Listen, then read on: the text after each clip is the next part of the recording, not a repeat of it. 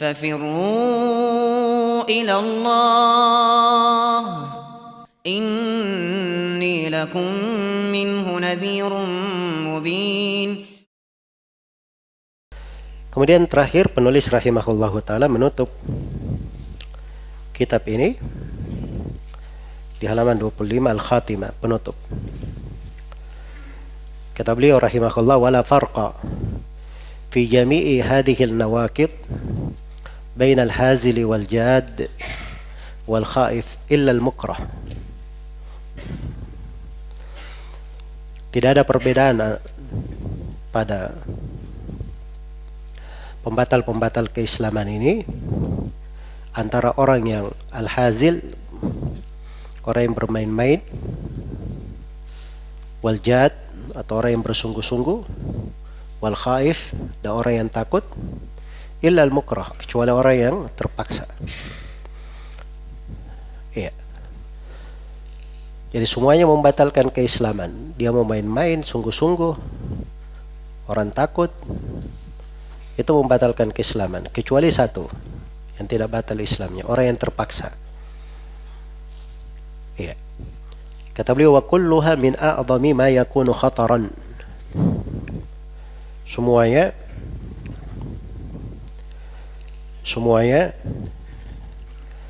dari seluruh hal tersebut merupakan perkara yang bahayanya sangat besar. Wa min aktsari ma yakunu wuqu'an, dan paling banyak terjadi. Fayambagi lil muslimi al-hadaru wa yakhafu minha ala nafsi. Maka sepantasnya bagi seorang muslim untuk berhati-hati dan mengkhawatirkan dirinya atas perkara tersebut. Na'udzubillahi min mujibati ghadabihi wa alimi iqabih. Kita berlindung kepada Allah dari hal-hal yang mengharuskan datangnya kemurkaan dan siksaan yang pedih. Wa sallallahu ala Muhammad, dan beliau tutup dengan salawat kepada nabinya Nabi Muhammad sallallahu alaihi wasallam. Baik. Jadi di sini saya poinkan ada 3 pembahasan. Iya. Pembahasan yang pertama, at-tanbih bi anna al-kufra war-ridda qad yakunu bil i'tiqad wal qawl wal amal wasyak wal i'rab. Peringatannya bahwa kekafiran dan ridda, kemurtadan, itu kadang dengan keyakinan, dengan ucapan, dengan amalan, dengan keraguan, dan dengan apa? I'rab. Ini 5 hal. 5 hal ini semuanya disebutkan oleh penulis dalam 10 nawaqid ini. Iya. Ada yang bil i'tiqad, seperti pembatal keislaman yang pertama. Ada yang bil qaul, seperti pembahasan istihza, sudah berlalu.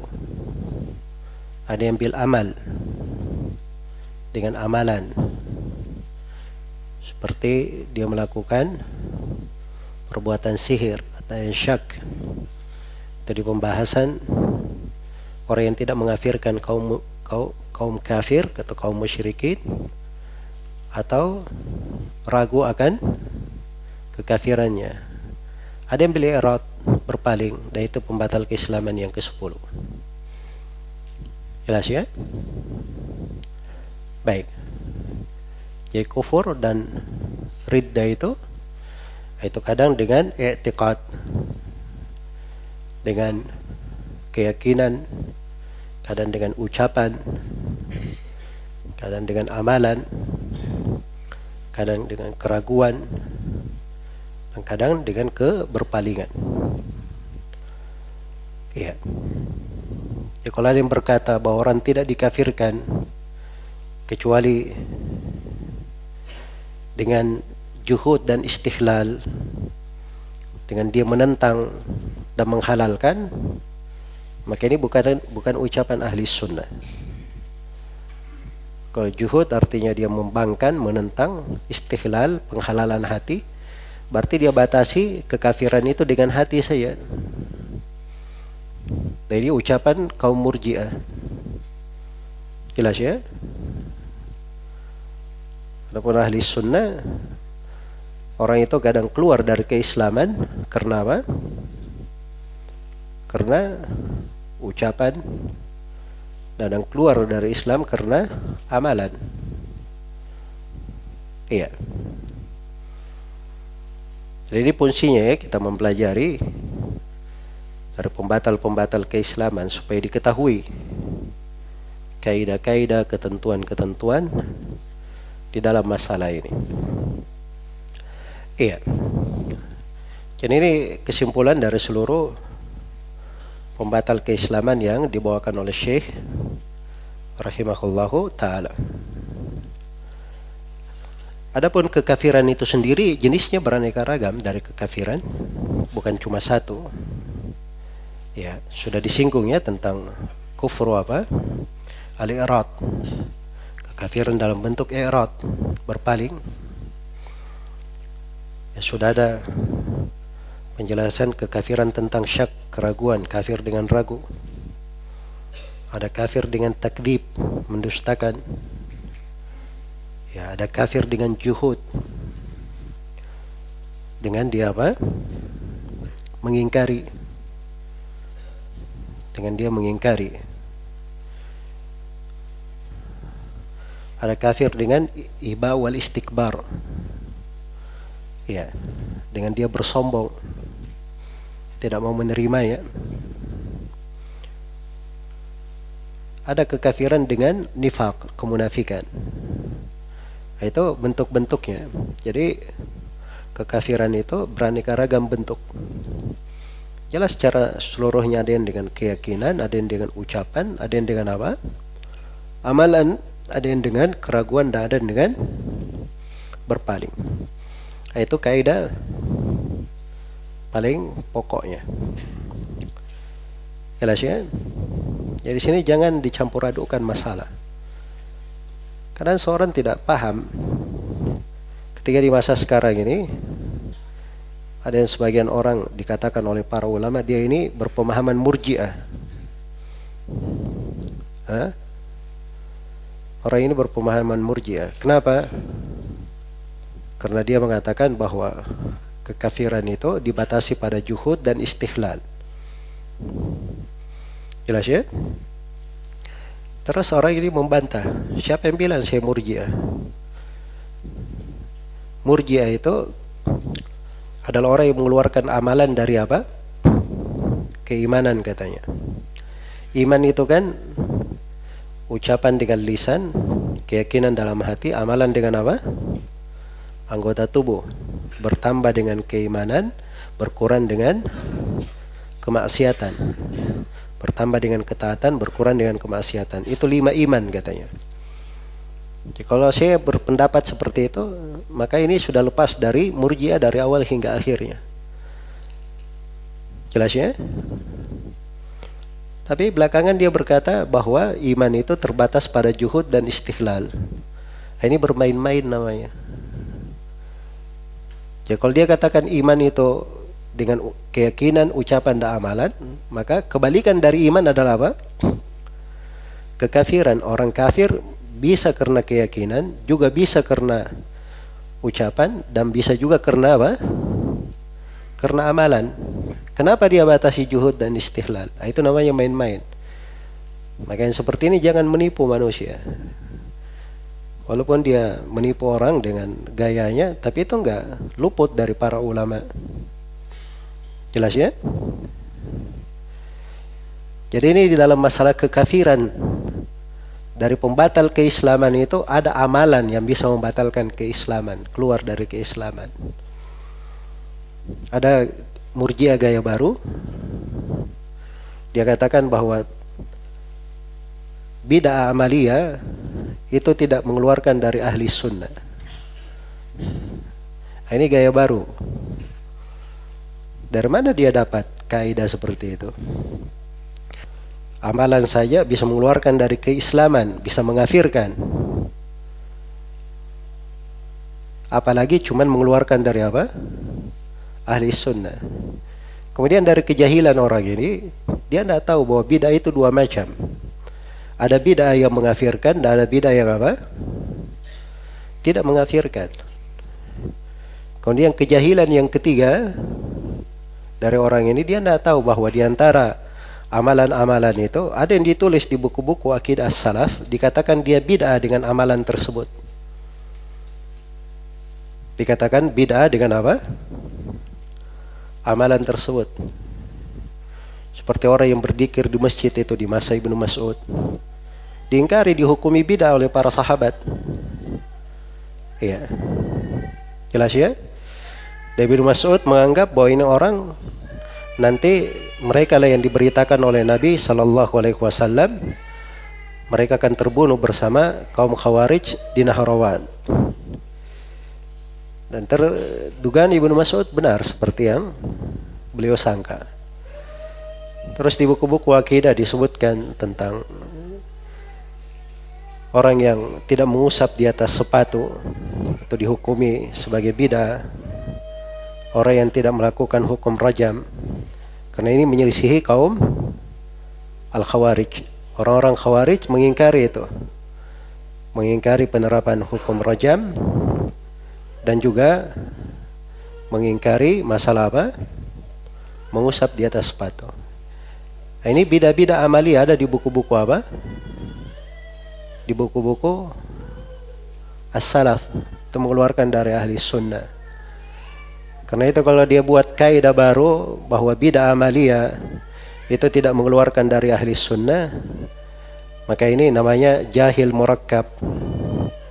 Tahu jahil murakkab? Jahil bersusun pangkat 3, kuadrat pangkat 3. Saya sudah beri tadi 3 pangkat. Ini kaidah baru ya, jangan bikin kaidah-kaidah baru di tengah ahli sunnah. Dia pikir dalam agama ini dia bisa bicara seenaknya. Tidak ada yang meluruskan. Iya, orang yang berbicara dengan kebatilan itu, kalau dia tidak mengakui dari kebatilannya, pasti akan ada di antara ahli sunnah yang menjelaskan tentang kebatilan itu. Karena agama ini Allah hanya cintai selalu ditampakkan kebenaran padanya. Famadza ba'dal haqqi illa dhalal. Tidak ada setelah kebenaran kecuali apa? Kesesatan saja. Baik. Jadi ini kaidah-kaidah yang sangat penting ya di pembahasan nawaqid al-Islam. Iya. Kemudian pembahasan yang kedua, mawani at-takfir wa syurutuhu. Penghalang-penghalang takfir dan syarat-syaratnya. Penulis di sini menyebutkan 4 subjek. 4 subjek, ada hazil, ada jad, ada khaif, dan ada mukrah. Ada 4 ya. Al-hazil, orang yang bermain-main. Al-jad, orang yang bersungguh-sungguh. Al-khaif, orang yang takut. Dan yang keempat adalah apa? Al-mukrah, orang yang terpaksa. Orang yang terpaksa. Jadi ada 4. Yang tidak dikafirkan cuma 1 saja. Apa itu? Al-mukrah. Adapun 3 itu dia melakukannya main-main, sungguh-sungguh, atau dia takut jatuh di dalam pembatal keislaman, maka itu mengafirkannya. Maka ini menjelaskan kepada kita semua bahwa di dalam pengafiran itu ada ketentuan-ketentuan berlaku di dalamnya. Karena itu orang yang terpaksa, kalau jatuh di dalam pembatal-pembatal keislaman ini, maka itu tidak membatalkan keislamannya sepanjang dia punya udzur sebagai orang yang apa? Orang yang terpaksa. Jelas? Nah itu saya ingatkan dari awal supaya antum jangan bercampur pemahaman. Ini nawaqidul Islam, penjelasan hukum-hukum kaidah-kaidah umum tentang pembatal apa? Pembatal keislaman. Kalau diterapkan pada person tertentu, pada orang tertentu, ditunjuk langsung kepada orang tertentu, maka menjatuhkan hukum kafir kepada orang tertentu itu ada ketentuan-ketentuan tersendiri. Ada ketentuan-ketentuan tersendiri. Jelas ya? Baik. Karena itu di sini saya poinkan pembahasan mawani at-takfir wa syurutuhu. Penghalang-penghalang takfir dan syarat-syaratnya. Baik, tapi mungkin sebelumnya saya ingin mengingatkan dulu beberapa pendahuluan di dalam masalah menjatuhkan vonis pengafiran. Ya. Dalam menjatuhkan vonis takfir. Yang pertama, ada beberapa ketentuan ya yang perlu dipegang di sini. Ketentuan yang pertama bahwa at-takfir, pengafiran itu adalah hak Allah Subhanahu wa taala. Iya. Jangan ada yang sembarangan menjatuhkan vonis. Ini bukan hak orang per orang. Tapi ini terkait dengan hak Allah dan hak Rasulnya. Karena itu kata Ibnu Al-Qayyim rahimahullahu taala, al-kufru haqqullahi thumma rasulihi bin nassi yathbutu la biqauli fulani man kana rabbul alamin wa abduhu qad kaffarahu fadhaka dzuk kufrani. Kekafiran itu hak Allah kemudian hak Rasulnya. Kekafiran tetap dengan nas, bukan dengan ucapan si fulan. Maka siapa yang dikafirkan oleh Rabbul Alamin, Allah Rabbul Alamin, dan dikafirkan oleh hambanya yaitu Nabi Muhammad, maka inilah orang yang dikatakan dia kafir, keluar dari Islam.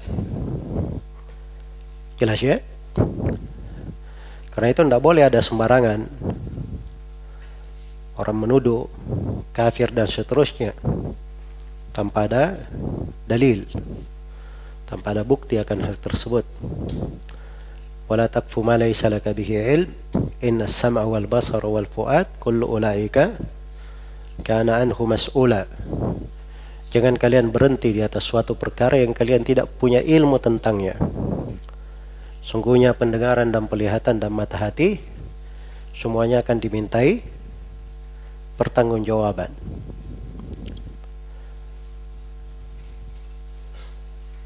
Dan Allah Subhanahu wa taala ketika menjelaskan dosa-dosa, disebutkan dosa yang paling atasnya wa antaqulu 'alallahi ma la ta'lamun. Kalian berucap atas nama Allah tanpa ilmu. Sudah berlalu ya di kitab Tauhid, ada orang yang mengatakan kepada orang lain, Allah tidak mengampuni dosa-dosamu. Maka Allah berfirman, siapa yang bersumpah atas nama diriku, aku tidak ampuni si fulan, persaksikanlah bahwa aku telah ampuni si fulan dan aku batalkan amalan engkau, wahai orang yang bersumpah. Dan di dalam hadits riwayat Bukhari dan Muslim, Rasulullah sallallahu alaihi wasallam bersabda, ya, ayyuma rajulin qala li akhihi ya kafir faqad ba'a bihi ma ahaduhuma in kana kama qala wa illa raja'at alaihi. Siapa saja yang berkata kepada saudaranya wahai kafir, maka ini akan ditanggung oleh salah seorang di antara keduanya. Kalau seperti yang dia katakan tidak ada masalah. Kalau tidak, maka kalimat ini akan kembali kepada dirinya. Karena itu dari dhabit dalam pembahasan takfir, seorang harus tahu bahwa takfir ini adalah hak Allah dan hak Rasulnya. Hati-hati jangan berbicara atas nama Allah tanpa ilmu. Ketentuan yang kedua, al-aslu fil muslim al-islamu wassalama. Asal pada seorang muslim adalah keislaman dan selamat dari kekafiran. Itu asalnya. Iya. Diriwayatkan oleh Al-Bukhari dari Anas bin Malik radhiyallahu taala anhu, Rasulullah sallallahu alaihi wasallam bersabda, "Man shalla salatana wastaqbala qiblatana wa akala dhabihatana fadzalikal muslim alladzi lahu dhimmatullahi wa dhimmatu rasulih fala takhfirullaha fi dhimmatihi. Siapa yang sholat dengan sholat kita, menghadap ke kiblat kita, dia makan dari sembelihan kita, maka dialah seorang muslim yang dhimma Allah dan Rasulnya ada padanya, untuknya. Maka jangan kalian mengganggu Allah dalam dhimmahnya, dalam perlindungannya. Jadi yang muslim dalam perlindungan Allah dan Rasulnya. Maka asalnya seperti itu seorang muslim. Kalau dia sudah bersyahadat la ilaha illallah Muhammadar Rasulullah, iya, itu asamu minni dima'ahum wa amwalahum illa bihaqqiha, telah terjaga harta dan darah mereka kecuali dengan haknya. Nah itu ketika ada orang yang dibunuh oleh sahabat Usama bin Zaid, adalah orang ini sudah berucap la ilaha illallah, maka Nabi bertanya kepadanya, kenapa kamu membunuhnya padahal dia sudah berucap la ilaha illallah? Kata Usama, ya Rasulullah, dia ini berucap la ilaha illallah karena dia takut kepada pedangku saja. Orang ini berperan dengan Usama, begitu dia sudah terdesak, sisa dia tebas, dia mati. Dia tiba-tiba berucap asyhadu an la ilaha illallah wa asyhadu anna Muhammadan Rasulullah. Tapi Usama tetap membunuhnya. Iya. Maka Nabi berkata, afala syakakta an qalbihi hatta ta'lama aqalaha am la? Tidakkah kamu belah dadanya supaya kamu pastikan dia ucapkan karena takut atau tidak? Jelas ya? Asalnya seorang itu menerima zahirnya, jangan dia cari hal yang tidak kelihatan. Kemudian ketentuan yang ketiga, pada pengafiran itu harus dipegang kaidah al-ihtiyat, hati-hati. Jadi harus berhati-hati dalam pengafiran. Iya. Jadi orang yang terlalu bergampangan dalam menjatuhkan pengafiran dan seterusnya, itu ada nafas-nafas takfiri pada dirinya. Jelas ya? Karena itu para ulama, mereka ketika menjelaskan sesuatu, mereka menjelaskan hukum syar'i. Iya. Bukan orang yang gampangan di dalam menjatuhkan vonis-vonis kafir. Bukan orang yang bergampangan di dalam menjatuhkan apa? Vonis-vonis kafir. Karena itu seorang muslim itu harus diambil bentuk ihtiyat di dalamnya. Karena itulah ketika ada yang mensifatkan Malik bin Dukhshum sebagai munafik, maka Nabi SAW berkata, la taqul dalik, jangan kamu ucapkan hal tersebut. Ala tarahu qala la ilaha illallah yuridu bidzalika wajh Allah. Tidakkah kamu lihat bahwa Malik bin Dukhshum ini orang yang berucap la ilaha illallah, dia menghendaki wajah Allah. Ya, maksudnya seorang itu berhati-hati, jangan menuduh sembarangan. Iya. Dan ini kaidah ya di pembahasan takfir. Kemudian yang keempat, pembahasan pengafiran itu bukan dalam masalah yang dipersilam pendapatkan, bukan juga di dalam masalah-masalah yang sangat detail. Iya. Jelas ya? Karena itu kita melihat sejumlah dari kelompok ahlul bidah di pembahasan sifat-sifat mentakwil itu tidak dikafirkan oleh para ulama. Sebab ini masalahnya masalah apa? Masalah yang detail. Sebagaimana ada yang berpendapat misalnya kafir orang yang meninggalkan sholat, ada yang berpendapat tidak kafir. Maka itu jangan dijadikan sebagai bahan untuk mengafirkan. Jelas ya? Sebab ini termasuk masalah yang apa? Terjadi silam pendapat di dalamnya. Iya. Kalau dia terangkan hukum orang meninggalkan itu sholat kafir, ya, keterangannya begini dan begini dan begitu, itu nggak ada masalah. Jelas ya? Tapi masuk di dalam takfir muayyan, pengafiran secara person, maka pada hal-hal yang seperti ini hendaknya dia berhati-hati darinya. Baik. Kemudian yang ke 5, tidak setiap orang yang jatuh di dalam kekafiran atau mengucapkan kekafiran itu langsung menjadi kafir. Itu kaidah umum ya. Ada seorang kadang jatuh di dalam kekafiran atau kadang dia berucap kekafiran. Tidak mesti dari hal tersebut dia langsung keluar dari agama. Karena harus terpenuhi tawaffurus syurut wa intifa'ul mawani'. Harus terpenuhi syarat-syarat dan hilang apa? Penghalang-penghalang. Iya. Jadi kadang betul perbuatannya kekafiran, ucapannya kekafiran, betul pembatal keislaman.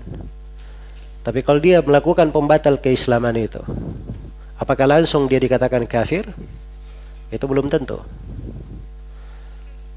Itu ada kaidah-kaidahnya di situ. Itulah yang disebut dengan tawaffurus syurut wa intifa' al-mawani'.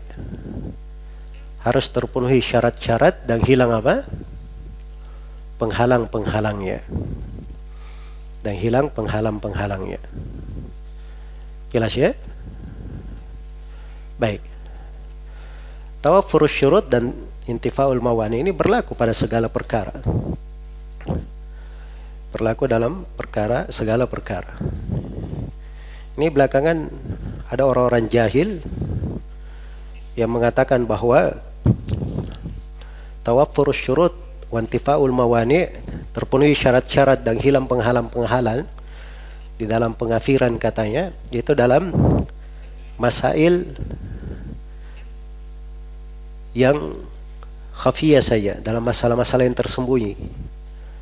Adapun dalam masalah kesyirikan yang zahir, dalam masalah kekafiran yang zahir, katanya itu tidak diperlukan tawaffurus syurut wa intifa'ul mawani'.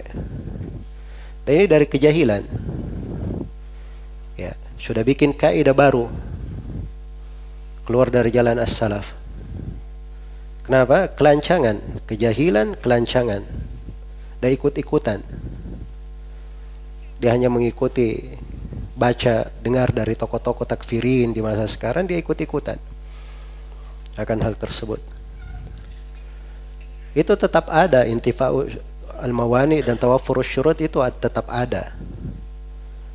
Dan memang benar dibedakan antara masail khafiyah dan masail zahir, itu benar.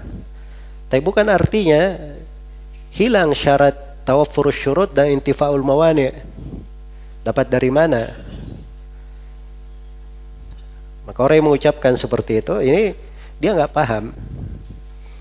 Ya, masuk di dalam masalah-masalah yang dia tidak mengerti tentang hal tersebut. Dan orang jahil yang seperti ini harusnya diam, tidak berbicara. Dia akan selamat. Pada berbicara, bikin kaidah baru, berdosa, ya, merusak dari kaidah-kaidah yang ditetapkan oleh para ulama rahimahumullah, berdusta atas nama as-salaf. Karena dia nisbatkan kaidah itu kepada apa yang dia pahami, katanya dari as-salaf. Dan ini semuanya adalah kekeliruan. Jelas ya? Karena itu saya selalu peringatkan kepada kawan-kawan, ini masalah-masalah bukan masalah sederhana. Masalah-masalah detail. Ya sengaja saya terangkan ya, supaya antum memahami bahwa di dalam masalah ini itu ada rincian-rincian, ada ketentuan-ketentuan dipegang oleh para ulama. Baik. Karena itu bercabang dari dhabit ini, kadang Nabi sallallahu alaihi wasallam itu ucapan mirip tetapi memberi hukum berbeda. Memberi hukum apa? Berbeda. Iya. Saya beri dua kisah ya. Disebutkan oleh para ulama dua kisah dalam hal ini. Satu kisah kaum Khawarij. Ada di hadits Abu Sa'id Al-Khudri Ada pula di dalam hadits yang lainnya, ada orang Khawarij yang mereka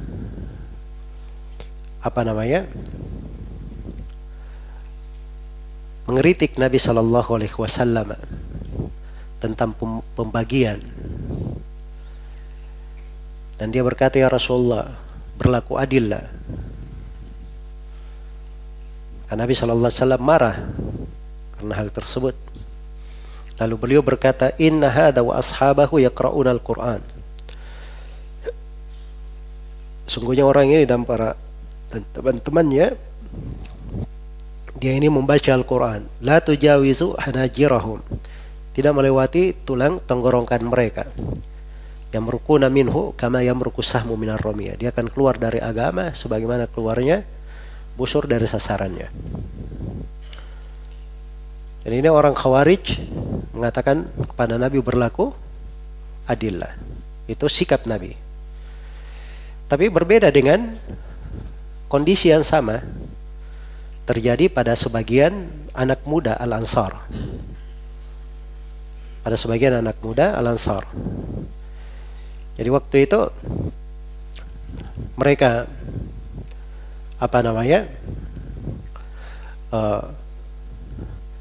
berkata kepada Nabi Sallallahu Alaihi Wasallam, ya. Jadi mereka berkata kepada Nabi, yakfirullahu li Rasulillah Sallallahu Alaihi Wasallam.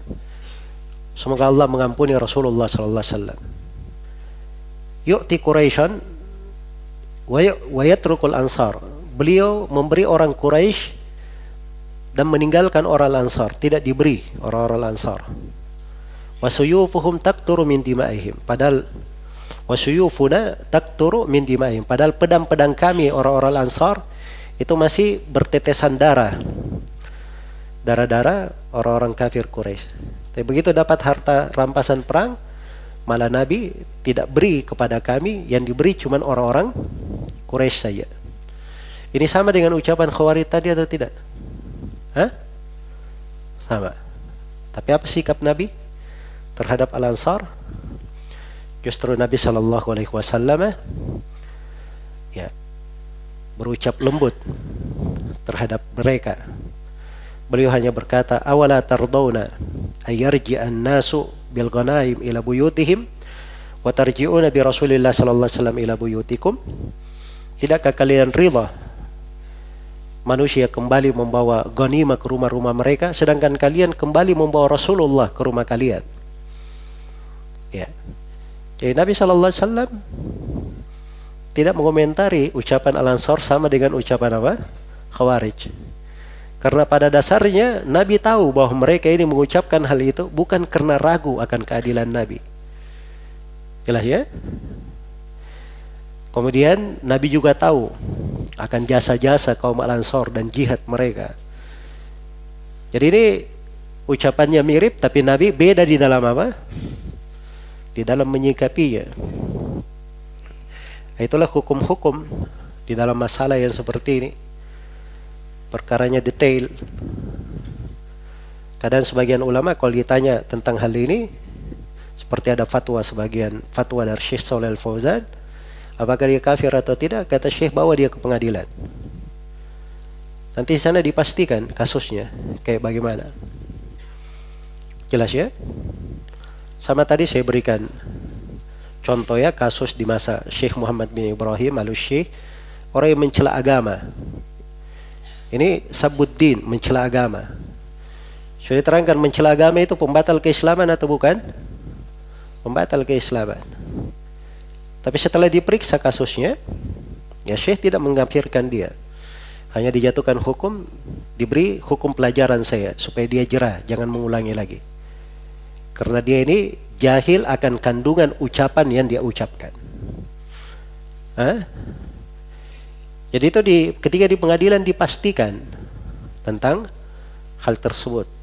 Memang ada hal-hal yang kadang ketika akan dijatuhkan vonis, itu berbeda cara menyikapinya. Ketika ditanya tentang secara umum misalnya, apa hukum orang yang mencela Nabi? Maka jawaban seorang alim itu tidak ke sana sini. Langsung dia katakan itu adalah perbuatan murtad, keluar dari Islam. Orang yang mengucapkannya diminta bertobat. Kalau tidak dia dipenggal.